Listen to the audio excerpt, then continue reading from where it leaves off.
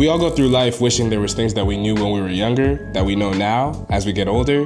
But as we all know, life is full of lessons. When it comes to communication specifically, here are a couple things I wish I knew in my early 20s. Don't over-explain yourself. It doesn't mean say things and hope that everybody just understands what you mean. When it comes to over-communicating and over-explaining, those are two very different things. An over-explanation means that you're trying to keep throwing words at somebody in hopes that they start to process things with the same emotional capacity and the same emotional outlook that you have on it. Whereas over-communicating doesn't really exist. It just means that you're saying a lot.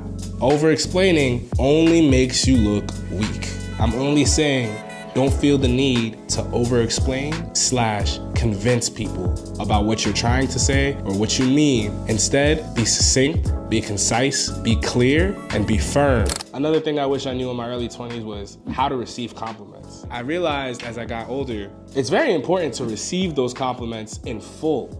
When it came to receiving compliments, saying thank you, I received that. How you receive that compliment is extremely important to developing a confident psyche.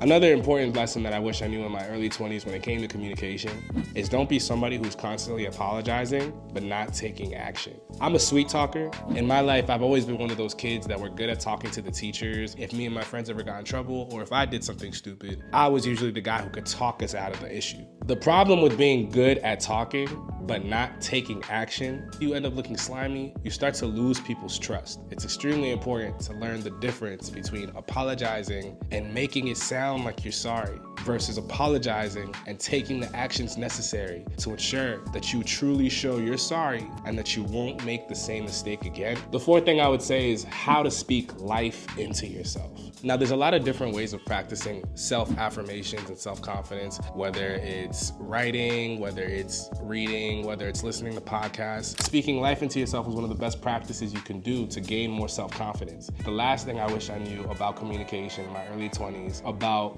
push and pull teasing. So when you're teasing somebody, I'm not talking about the teasing that's literal bullying, but I am talking about playful teasing with someone. That push and pull that you have where it's like, haha, your shorts are ugly, but it's like, that person has on Gucci shorts. I had a lot that I could technically be confident about.